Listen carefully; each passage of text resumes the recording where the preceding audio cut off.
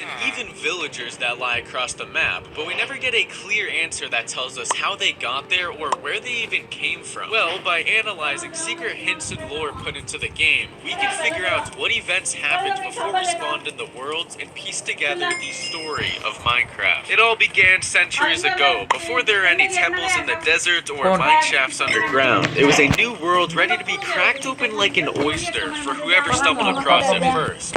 Oh, and would you look at that? There's the first sign of human life, some wild Neanderthals. They weren't Neanderthals for long though. As time went on, they learned to mine and craft, group up together to kill animals, and discover more crafting recipes to make killing animals even easier. And it wasn't long before they went from living under the green top to having nice little cozy houses by the riverside to grow their crops. These builders were the ones that made all of the structures in the overworld we see today, like the giant prismarine monuments that they built to worship and offer gold to the gods they believed in, as well as the huge mine shafts underground, which they used to collect all the different types of ores. But our ancient friends had a problem. They had become so ambitious and adventurous that the usual mundane blocks and boring modified jungle edge biome wasn't giving any more satisfaction. The ancient builders wanted something new to discover, and that's when a man by the name of Alexander, king of one of the largest and most advanced settlements in the world, built a working nether portal with his son, which is where our story really began. Alexander had more of a desire for adventure than anyone else, and he was ready to take on a whole new dimension. Before going in though, they went ahead and threw just about 15 pigs into the portal to see if it was safe, and only 1 out of 15 of them came back through. Alright guys, only 1 of the pigs survived. I don't think going in with just iron armor. Wait guys, what the f are you doing? Wait, are you guys insane?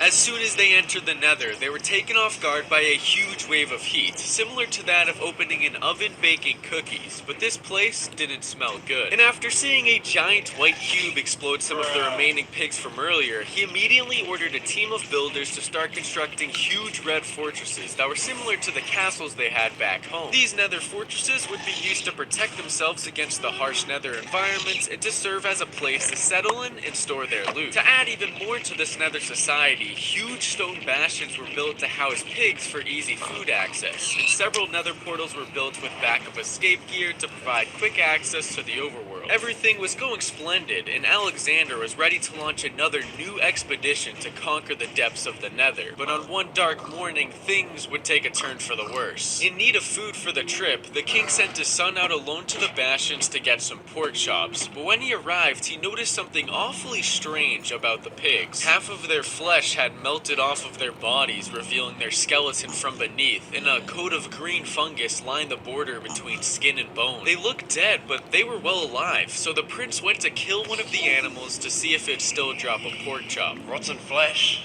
That's weird.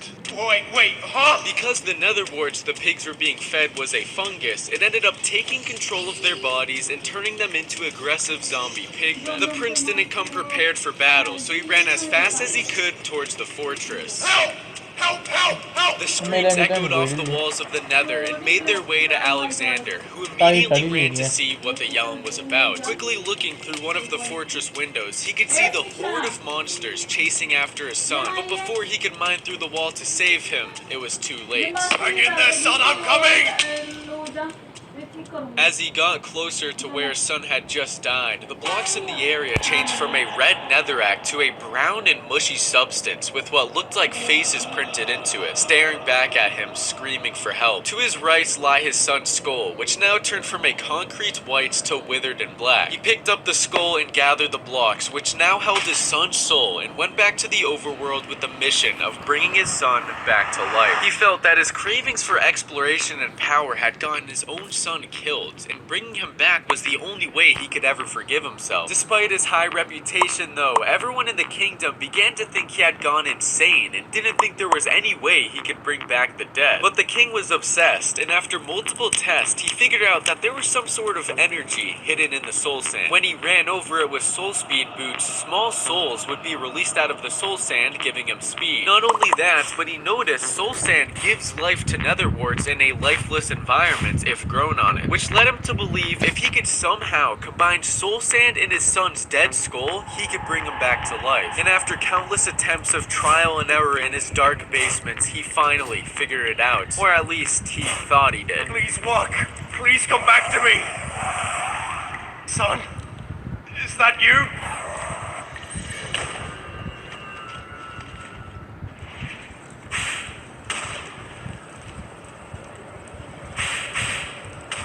Even though the Wither was built up of his son's soul, his real son was long gone, corrupted by the Nether's energy. This is all my fault. I deserve everything I have coming. Come on, King, we gotta get out of here now! A few of the king's guards snapped him back into reality, and they began running without looking back. They didn't stand a chance against the Wither, or know how to defeat it, so they kept fleeing, leaving their kingdom and civilization to fall into shambles. After countless days of running, the king and the remaining survivors still couldn't escape the sound of explosions off in the distance, and they were getting closer. They knew the Wither wasn't going to stop chasing them until it harvested as much souls as possible, so they began to dig and hide underground. Although there weren't many survivors left from their kingdom, the few still in the group were able to build a fortified stronghold under the surface, hoping that the Wither would never care to search underground. But what can go wrong will go wrong, and they needed an escape plan if the Wither did end up breaching their stronghold. Alexander thought back to interdimensional travel. Just thinking about it made him sick, but he had the idea that if there was one dimension they had traveled to, there had to be another one. It was a gamble, but a gamble he was willing to take to save himself and what was left of his people. He got right to work, and with the spare time he had underground, it didn't take him long to craft a new block, one which no builder had ever seen before. He then filled the mysterious block's pockets with Eyes of Ender, and then the first functioning end portal had been successfully made. As everyone filled up with joy, Alexander stopped and zoned out, realizing what he had just done. The sound made by the portal when it was lit was extremely loud. In fact, end portals can be heard throughout the entire world when they're lit. The Wither had found them and completely breached the stronghold in an instant. They had to get out of there immediately. Alexander tried to stay calm. He was thinking that because he made a portal with indestructible blocks, it would be able to withstand a full-fledged Wither attack, and they can come back when they please, just like the Nether portal. Everyone ran for the escape room, and as the Wither finally got to the portal room, Alexander and his people quickly jumped into the mysterious void blocks, praying that whatever was on the other side was better than being blown up and having their souls harnessed as energy. And well, let's just say that our friend Alexander isn't the luckiest when it comes to jumping dimensions. Some could argue that facing the Wither is a worse fate than facing the Ender Dragon, but keep in mind, the king and the few people he had with him barely had any resources. And after one of his men got smacked into the void by the dragon, the king didn't want to risk any more losses. So they quickly used whatever blocks they had left to build out a way until they finally reached safety in the Outer End Islands. It was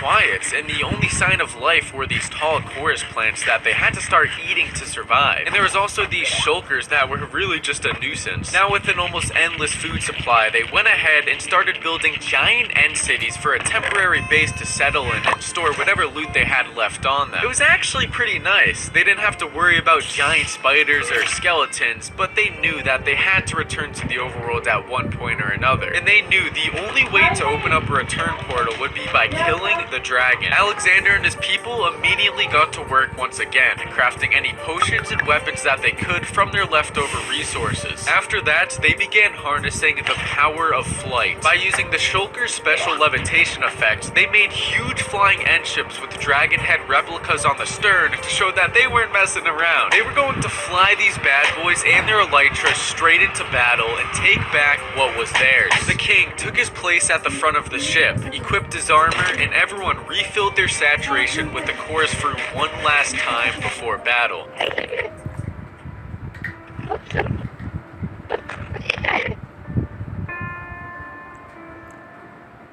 Just like the netherwarts, the chorus fruit had always been a mysterious food, and after eating it for so long, the unknown long-term side effects had finally kicked in. They became Endermen, developed teleportation powers from the chorus fruits, and completely forgot about everything from their past life. With the end of Alexander's journey and the death of his kingdom left everything their civilization had built to rot away. But don't worry, it isn't a completely depressing ending. There were still some survivors from all the Wither attacks who built small villages filled filled with different merchants and traders who vowed to never let their ambitions get the best of them like their lost king did. And for the Wither, legends say it went back to its breeding grounds in the Nether and ended up running out of energy, leaving its giant bones to decompose in the Soul Sand Valley. Which leaves us with you, the player, who enters the world to discover what the ancient builders left behind and to do what they could not. Whoa.